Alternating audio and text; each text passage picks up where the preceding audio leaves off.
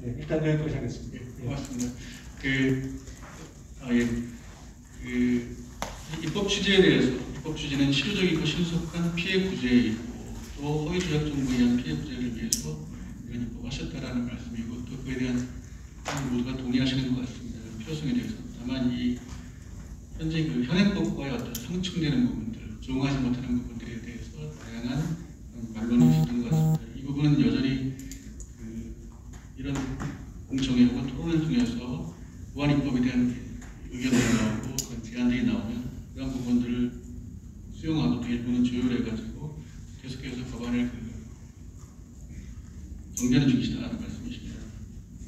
오늘 저도 처음 알게 됐지만 양기대 의원님께서 법안 중에서 게시판에 제가 약간 한 2분만 더 드리겠습니다. 게시판을 차단하는 게 아니라 댓글을 차단하는 말씀이시죠.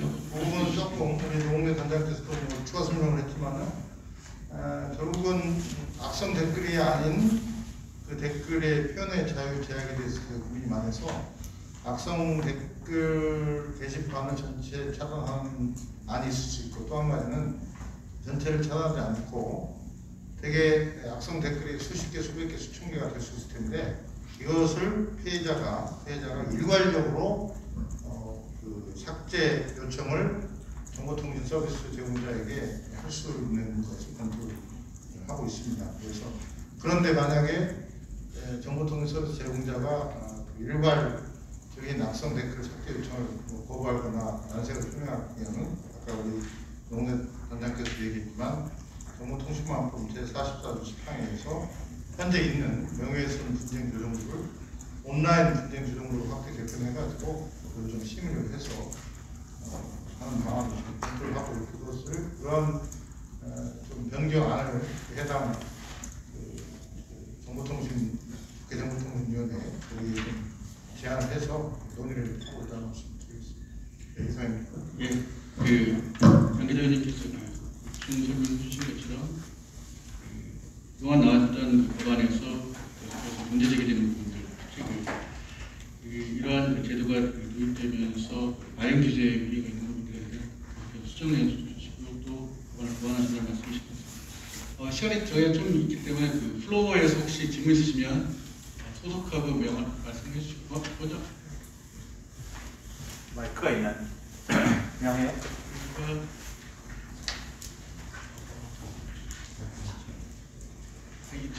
이쪽으로 나가는 건 마이크를 떠가실 거예요. 그냥 앞에서 나가갈까요? 예. 누구신지 말씀해 주시고 그다음에 질문을 좀 짧게 해주시면 될 거예요.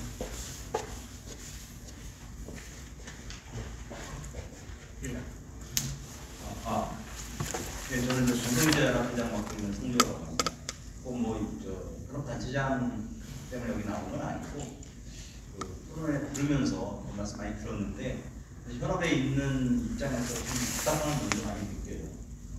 세 가지만 짧게 말씀드리겠습니다. 첫 번째, 토론자분들 가운데 이런 말씀을 가끔 하세요. 언론이 예외를 받고 있다라는 얘기를 하시는데 묻고 싶어요. 사실 형사나 민사에서 언론이 특별히 예외적으로 무슨 처벌을 받지 않는다든지 그러지는 않습니다. 물론 이제 공익성 유박 이런 거 있죠.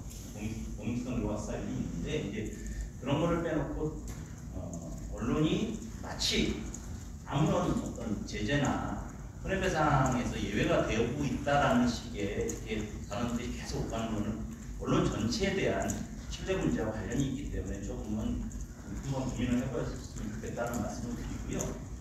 두 번째는 이 효과가 불러일으키면서 너무 간과하고 계신 것 같아요. 사실 저는 이 법안을 보면서 가장 걱정되는 것은 나쁜 저널리즘이 아닙니다. 저는 탐사보도와 같은 그냥 좋은 저널리즘이 죽어버리고 걱정이 됩니다. 저희 현업단체로서. 사업자한테만 이른바 직벌적 배상을 물린다 하더라도 그것이 갖고 오는 효과가 현업에서 뛰고 있는 기자들, 특히 탐사보도 기자들한테 어떤 효과를 불러일으킬지 좀 뻔한 얘기입니다. 우리가 가장 걱정하는 것은 재판을 해가지고 뭐 1억을 물고 2억을 물고 3억을 물고 이게 아닙니다.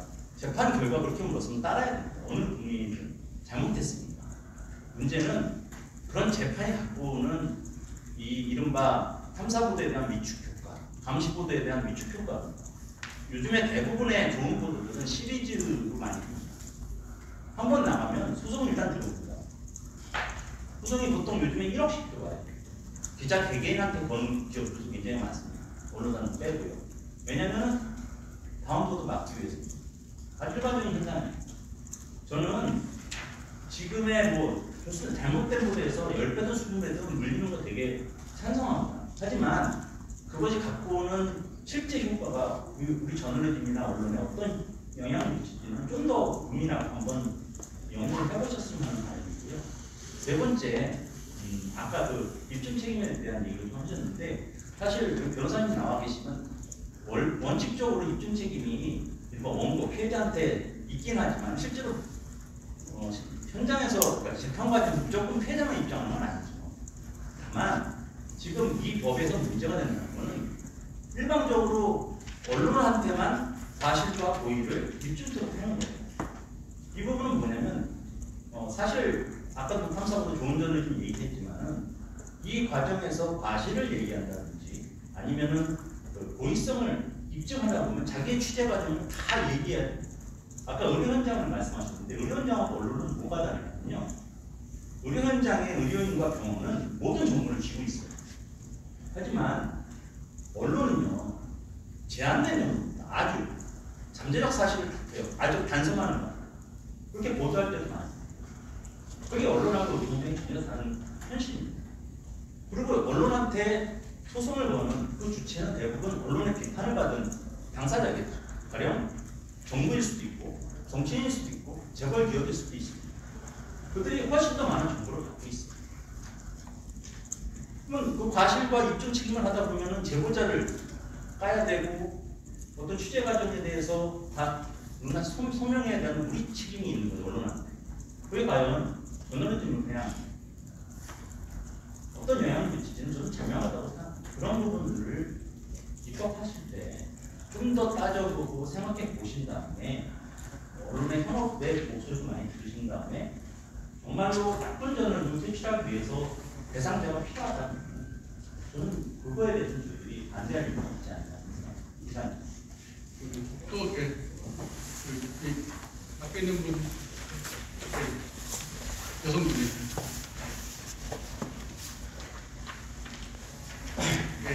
짧게 질문을 해주시고.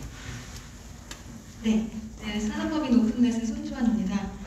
네, 지금 언론개혁 입법 토론회라고 하시는데 언론계 이해관계 관계없이 저희 단체가 인터넷상 표현의 자유를 위해서 싸우고 있는 단체인 만큼 거기 관련해서 말씀을 드리고 싶은데 지금 모든 안이 악의적 허위 조작 정보에만 적용되는 것처럼 하고 거기에 대해서 폐해를 많이 말씀하시는데 그렇게 해석되지가 않는다라는 게 문제인 것 같습니다. 처음에 윤영찬 의원안도 처음에는 허위사실 명예훼손에만 적용되는 것처럼 하다가 뒤에서 불법 정보로 인한 손해, 명예훼손 등손해라고 규정이 되어 있어서 왔다 갔다 했었고 지금 신현영 의원안 같은 경우에도 그 기자 연락 차단 청구도 그 밖에 인격적인 계속적인 피해가 인격권을 침해하는 경우 이렇게 되어 있었고 또 양기대 의원님안도 지금 허위조작 정보나 그런 게 아니라 심리적으로 중대한 피해 이런 식으로 규정이 되어 있어서 이거는 자기적 허위 조작 정보나 그런 거에만 적용이 되는 규정은 아닌 것 같고 그리고 양기대 의원님께서 지금 수정을 해주셨지만 심리적으로 중대한 피해에 대해서 앞으로 온라인 분쟁 조정부가 어떻게 구성될지 모르지만은 방송통신 심의위원회도 사실은 행정적으로 구성되어 있어요. 지금 판례상으로 그리고 위원들도 임명이 지금 정치적으로 되고 있습니다. 대통령, 상임위원, 국회에서 추천하는 것으로 그렇게 되어 있고 행정처분으로 인식이 되고 있는 지금 그런 것인데 행정기관이라든지 이렇게 법적으로 강제성을 가진 기관이 심리적으로 중대한 피해가 있는지 없는지를 굉장히 불명확한 이런 기준으로 판단을 해서 이거를 검열을 한다는 것 자체가 문제가 있을 것 같고요. 그리고 지금 초반에는 이렇게 언론사에 적용된다 안 된다부터 말이 어긋났었고 지금도 계속 TF 의견들 지금 PPT에 나와 있는 것도 굉장히 중구난방으로 계속 수정이 이루어지고 있고 그러고 있는데 문제는 이렇게 논의도 설익은 문제가 많은 법안들을 왜 그렇게 성급히 강행을 하는 것인지 왜 표현행위나 언론행위만 이렇게 타겟팅을 해서 이게 징벌적 손해배상이든 대손해배상이든 어쨌든 민사상의 손해배상 원칙, 대원칙을 넘어선 대상을 규정을 한다는 것 자체가 징벌의 대상을 보고 있는 건데 왜 이렇게 언론행위나 표현행위만 타겟팅을 하는 것인지, 오프라인 상에서의 행위나 사람 신체에 대한 어떤 가혹행위, 물리적인 폭력행위, 성추행, 이렇게 일반 국민들에게 극심한 피해를 입히는 불법행위조차도 징벌적 손해배상에 죄가 없는데, 모든 행위들이 사실은 좌실되어서는 안 되고 재발되어서는 안 되는 일들이고, 이런 법감정에 따른다면 이런 모든 불법행위 민사법을 원칙을 넘어서 징벌적 손해배상이 도입돼야겠죠. 근데 여기에 대해서는 논의가 없고, 여론조사 말씀하시는데 사실 국회의원이나 고위공직자의 불법행위에도 만약에 10배 이상의 징벌적 손해배상 하고 다시는 공직 진출 못하도록 원 스트라이크 아웃하는 제도에 대해서 여론조사를 해도 아마 굉장한 높은 기호를 찬성하는 결과가 나올 것 같습니다. 근데 이런 유독 표현 규제나 언론 규제에 관련해서만 이렇게 징벌적 손해배 도입이 적극적으로 논의되는 건 사실 정치권의 이해관계와 연결되어 있어서가 아닌지 심각하게 받아들여지는 것이 아닌지 의심스러울 수밖에 없는 것이고요.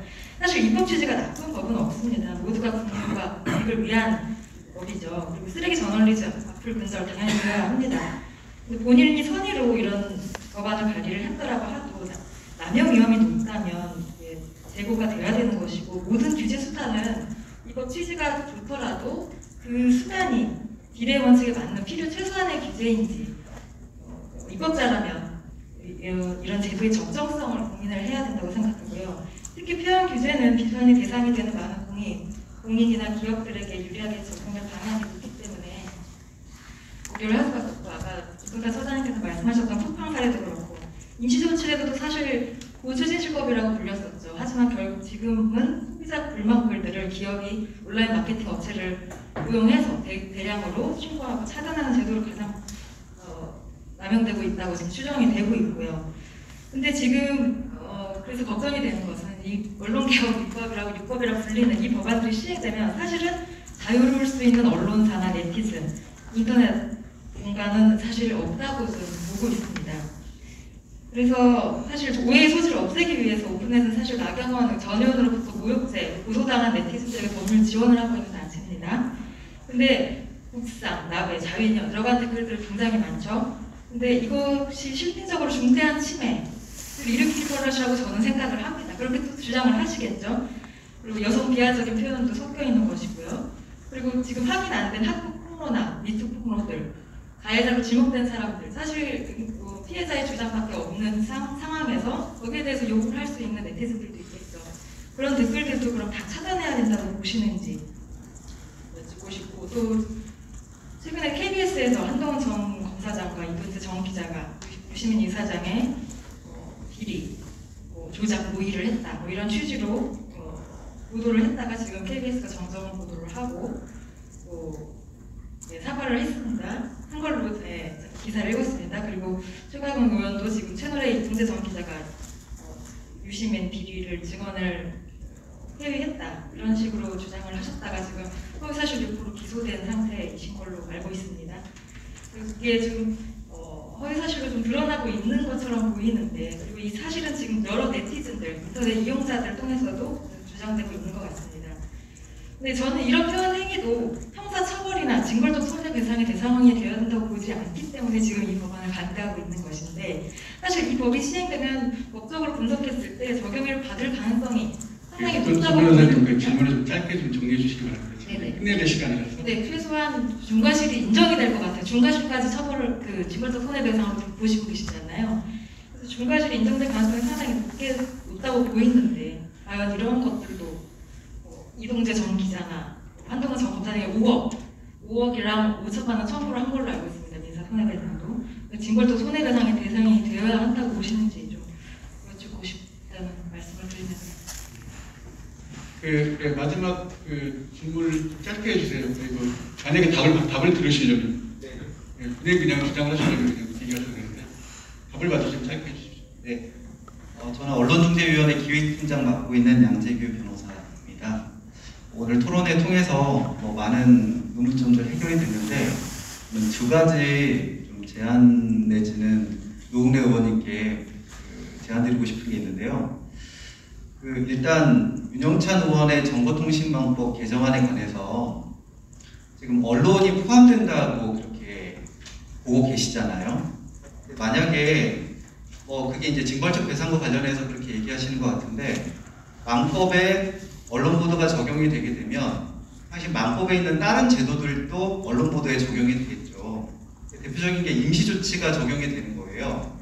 그래서 기사에 대해서도 임시조치가 가능하다고 보실 건지, 만약에 그렇게 되면 신현영 의원이 발의한 언론중재법 개정안에 보면 열람차단 청구권이 있거든요. 사실 이게 필요가 없어지는 거죠. 왜냐하면 망법을 통해서 지금 현행법으로도 있는 임시조치를 해버리면 되니까 굳이 열람차단 청구권을 도입할 필요가 없는 것은 아닌가. 그래서 이 두 법 개정안이 서로 충돌되는 면이 좀 있는 것 같은데, 그 부분에 대해서 어떻게 고려하고 계시는지. 제 생각에는 지금 앞에서 김준현 변호사님 말씀하신 것처럼 망법에서는 언론 보도를 제외한 나머지 다른 어떤 일반적인 게시글이라든가 1인 미디어들을 규제하고, 언론에 대해서는 언론중재법으로 이렇게 딱 정리를 하는 게 맞지 않는가 하나 말씀드리고 싶고, 두 번째는 사실은 이제 징벌적 배상뿐만 아니라 일반적인 보도에 대해서도 지금 기자 개인에 대해서 손해배상 청구가 가능한 상태이지 않습니까? 그래서 포스코 보도와 관련해서 그 기자 개인에 대해서 5천만 원 손해배상 청구를 하고 가압류도 할 수 있는 그런 상태인데, 언론중재법에다 차라리 기자 개인에 대한 손해배상 청구를 뭔가 금지하거나 제한할 수 있는 그런 법안 같은 것들은 혹시 생각을 안 하고 계시는지, 그런 제안되시는 의견으로 드리고 싶습니다. 감사합니다.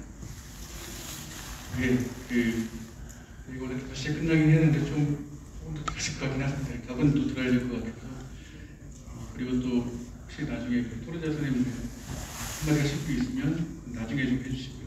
먼저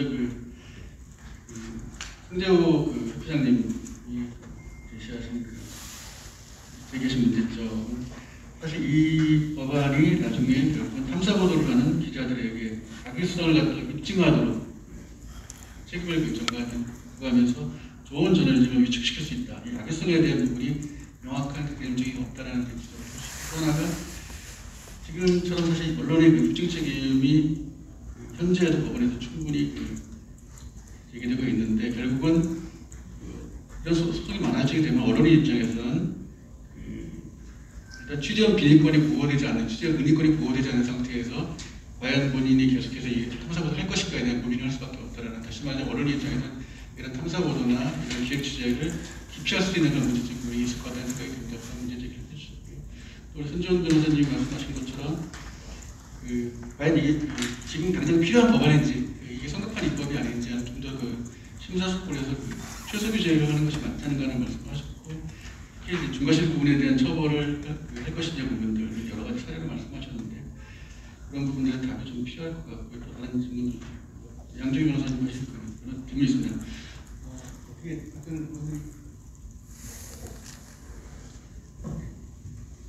네, 질문 주셨는데요. 우리 방송기자연합회 회장 문제 제기해 주셨는데, 탐사보도 같은 경우에 특히 우리가 꼭 필요한 저널리즘에서 필요한 탐사보도 같은 프로가 위축이 되지 않을까 하는 문제가 있지 않느냐 하는 지적에 대해서는 저희도 이 법을 추진하면서도 굉장히 조심스럽고, 자칫만에 하나라도 이런 위축된 결과가 있을까 하는 거에 대한 고민을 함께하고 있다는 말씀을 드리고, 적어도 우리가 지금 여러 가지 지금 그냥 형법에서 말하는 허위사실을 적시한 명예훼손, 이거를 넘어서 언론의 특수성, 알고리즘의 언론의 특수성을 감안해서 여러 가지 책임을 조각할 수 있는 여러 가지 사항이 있긴 하지만, 그럼에도 불구하고 혹시 표현에 대한 위축할 수 혹시 아닐까 하는 걱정을 갖고 우려를 갖고 있습니다. 근데 저희는 그 우려가 큰 우려는 아니다라고 보는 거고요. 저희 이번하는 사람 입장에서는. 그리고 우리가 지금 표현의 자유가 하지만 지금 회복불능의 피해가 있다고 한다면, 과도한 피해가 있다고 한다면 이것도 규제하는 그 실익이라는 게 굉장히 크지 않느냐라는 생각에서 이런 입법을 준비했고 탐사보도 등의 중요한 프로가 위축되지 않는 그런 면을 우리가 반영할 수 있다고 한다면 우리가 법안 심의하는 과정에서 최대한 반영하게 되는 내용을 하겠다는 말씀드리고 아까 윤영찬 의원법의 중간적 손해배상 관련해서 처벌 대상에 불법 정보도 포함되는 게 아니냐 법안은 분명히 되어 있지만 그 부분은 우리가 삭제했습니다. 불법 정보는 사실도 있고 허위 사실도 있기 때문에 사실이 들어갈 수 있어서 명백히 허위 사실에 의한 명예훼손에 대한 것만 관련이 있는 거고 또 언론과 같은 경우에는 또 여러 가지에 의해 공익적 보도 등등 해갖고 해당되지 않는 부분이 있기 때문에 불법 정보라는 부분은 삭제됐다는 말씀을 드리고 아까 말씀하신 중에 윤영찬 의원이 갖고 있는 법과 또 우리 치열영 의원이 갖고 있는 법과 다툼이 있는 부분이 있다고 한다면 그 부분은 임시조차가 말씀해 주셨는데 그 부분에 있어서는 저희들이 입법하는 과정에서 좀 다시 한번 검토해서 오늘 나온 내용을 최대한 우려가 있다면 우려가 있는 대로 그리고 부족한 부분이 있는 대로 최대한 법이 연착륙할 수 있도록 최대한 노력하겠다는 말씀을 드립니다. 어떤 피해 구제를 한다고 한다면 그냥 뭐 우리 외국 선진국처럼 매출액 기준으로 해갖고 손해배상 청구할 수 있도록 하는 것도 방법이겠지만 지금 우리의 현실적으로는 그렇게 한 번에 가기에는 많은 현실적으로 어려운 거고 그리고 실제로 이 징벌적 손해배상 되돌아고 해서 우리가 3배의 손해배상액을 늘리는 것조차도 이렇게 어려운 언론 표현에 대한 위축 그리고 언론의 재갈 논리기 이런 지적을 받아야 되는 상황에서 우리가 한 번에 많은 거를 가기는 어렵다고 봅니다. 그런 측면에서 지금은 어떤 면에서는 더 낮게 얘기하면 상징적일 수 있는 조치일 수도 있습니다. 이 발걸음이. 그렇지만 그래도 어떤 우리 일반 국민 입장에서는 피해 구제를 하는데 일정 부분 도움이 될 거다. 그래서 부정적인보다는 숨기는 긍정적인 면이 상당히 있을 거라는 측면에서 입법을 하는데 어떤 오늘 나온 얘기 충분히 반영해서 최대한 반영해서 어떤 입법이 되도록 노력하고 그런 내용 충분히 담아내도록 하겠습니다.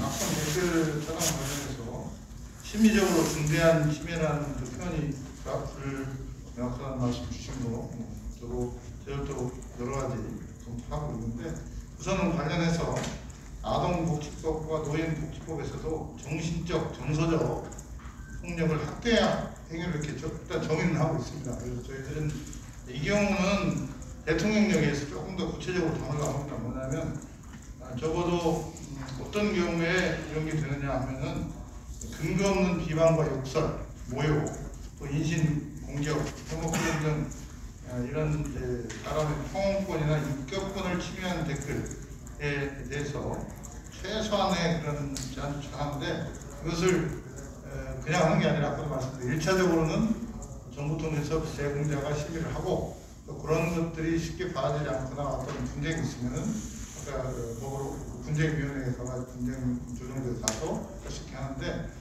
대통령이 조금 더 구체적으로 담을 그런 생각을 가지고 입법하시는 의원님들과 보좌진들한테 얘기를 하고 있습니다. 끝나기 전에 어차피 우리 지금 이 토론의 기본적인 목적은 현재 입법이 진행되고 있는 언론개혁 관련한 6개 법에 대해서는 대한 보완 입법 차원에서 다양한 의견을 듣는 것입니다. 토론 교수님들께서 끝내시면 간단하게 한번 하시고.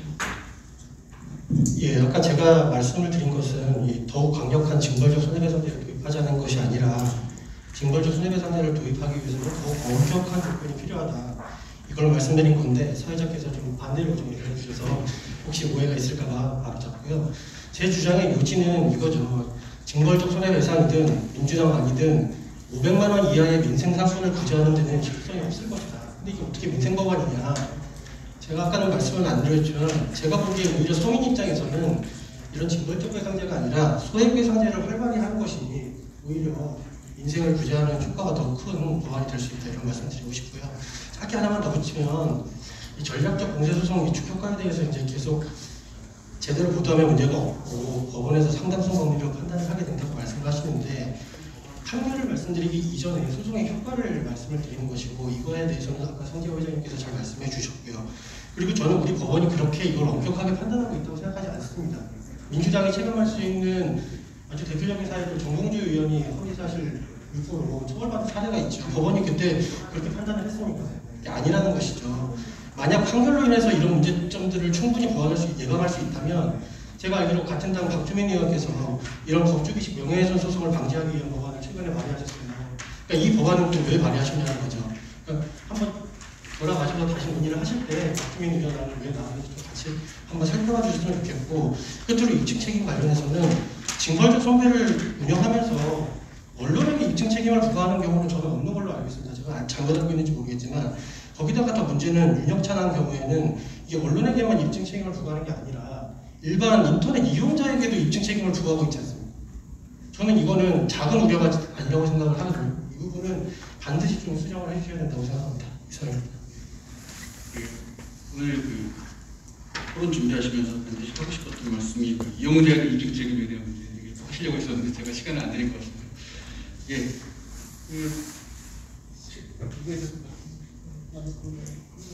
한마디만 하시면 예, 하여튼 오늘 이게 의미 있는 토론이라고 생각합니다.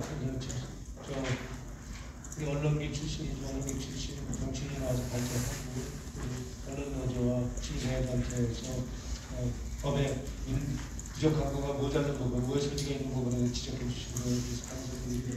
저희는 언론에서는 우리 지금 피해구제 입법에 대해서 언론개혁법이라고 얘기해 주시지만 대부분의 사람들은 이거를 언론 외에는 반개혁적, 그러니까 반선명한, 반정체성 있는 입법이다라고 또 우리 한편에서 또 얘기하는 우리 지지자들의 목소리도 또 있습니다. 그래서 우리는 그 중간에서 그래도 그렇게 반대 목소리도 있고 또 비판의 목소리도 있지만 그래도 우리 피해자 미디어 피해 구제를 위해서 필요한 입법이라면 양쪽의 욕을 먹더라도 가야 될 길이라면 가는 게 우리는 낫다고 보고 입법을 추진했다고 보고 그런 면에 있어서 우리가 엄청난 언론개혁법으로 이거를 하는 것을 추진하는 건 그건 아닙니다. 언론은 이것도 굉장히 언론개혁 입법을 봐주시는 거는 감사하고요. 저희가 실제로 우리가 통제하거나 견제하는 그런 입장이 아니라 진짜로 언론을 자정하고 자율 규제하면서 우리가 뒤에서 뒷받침하고 지원할 수 있는 역할을 할 수 있는 우리 외부에서 할 수 있는 역할이라면 그렇게 하는 측면에서 앞으로 노력을 하겠고요. 입법도 마찬가지로 그런 측면에서 노력하겠습니다. 예, 오늘 여러 가지 말씀 주셨는데요. 아까 저도 말씀드렸고 노웅래 사장님께서 얘기했지만 이 법이 처음부터 어떤 의도와 기획을 가지고 있는 건 아닙니다. 각자의 의원님들이 이 법 발의를 하다 보니까 나중에 우리 미디어 상생 KF에서 이제 같이 스크린 하다 보니까 됐고요. 그래서 앞으로도 아까 한 분께서 플로어에서 왜 이렇게 왔다 갔다 하는 거 아니냐 하는데 저희들은 피해자 입장에서 시작을 했고 그 피해자 입장으로서 입법 발의했는데 이것이 여론 수렴을 하고 그런 과정 속에서 우리가 너무 피해자 입장만 강조했기 때문에 언론이라든지 해당 당사자가 있다면 그분들의 입장도 충분히 반영을 해서 하는 측면에서 오히려 더 유연하게 수용을 하고 있다는 말씀드리고요. 무엇보다도 저나 우리 노웅래 단장님 우리의 생각은 어떤 경우는 언론과 표현의 자유를 위축시켜서는 안 된다. 언론의 역할을 위축시켜서는 안 된다는 점을 저도 갖고 있습니다. 그래서 3월에 또 입법과 관련해서 여야가 여러 가지 또 일을 진행하겠지만 충분한 여론 수렴을 더 할 수 있는 부분 해서 그래도 이 법에 대해서 좀 누군지 공감하는 쪽에 입법이 돼야지 한쪽만 그냥 지원하는 법에 대해서 안 된다는 생각을 갖고 있으니까 그런 점에서 계속 더 논의를 하겠습니다. 고맙습니다. 예, 해도 되겠죠? 예, 짧게 해주시죠. 네, 딱 간단하게 좀 정리하고 제 입장은 오늘 이 자리에 마련해 주신 사회에서 어차피 민주당이 입법을 추진하고 있으니까 좀 도움이 됐으면 반영된 사람이 많았습니다. 언론본에 대한 증거적 손해배상제 도입돼야 됩니다. 정보통신망법상 표현행위에 대한 증거적 손해배상제는 바람직하지 않습니다. 표현행위 전체에 대한 거기 때문에 바람직하지 않다. 그래서 언론관계법에서 제정됐으면 좋겠다는 말씀을 다시 한번 드리고요. 언론 그 중재법에서 김영주 의원안에 대해서 한 말씀만 드리겠습니다. 여기에는 업무량도 예산 감안해가지고 뭐 증언 중재위원 30% 증언하자는 도관인데요. 이거 감안하셔서 하시면 될 것 같은데 언론 중재위원회 자격에 대해서 언론 중재법상에는 현재 법관하고 변호사, 언론사 취재 보도 업무에 10년 이상 종사한 자, 그리고 그 밖에 언론에 관한 학식과 경험이 풍부한 자 이렇게 되어 있습니다. 근데 어느 분쟁조정위원회라든가 이런 그 당사자간의 관계에 있어서 가해자에서 피해자위원회, 양 당사자간, 소비자 분쟁조정위원회, 기타 등의 여기에서 이용자, 피해자적 입장의 의원, 대관한 의원들이 다 있습니다. 근데 언론중재위원회법에는 이게 없어요. 그래서 장의원은 하시면서 중재위원회 자격에 있어서 뭐 시민단체라든가 피해자, 이용자, 소비자, 시민의 입장을 대변할 수 있는 분을 자격을 좀 법안에 넣어주시면은 그 또한 도움이 되지 않을까 싶습니다. 이상입니다. 예, 그동안은 그 입법 자체에 대한 반대 찬반 논의가 많았다는 오늘 여러 가지 구체적으로 강론에 들어가서 제기된 문제점, 나올 수 있는 문제점들에 대해서 여러 가지 나온 것도 이유가 충분한 토론과 충분한 결론은 아직 나오지 않았지만 이런 여러 가지 우려들이 입법 과정에서 좀 더 수준을 거쳐서 반영됐으면 합니다.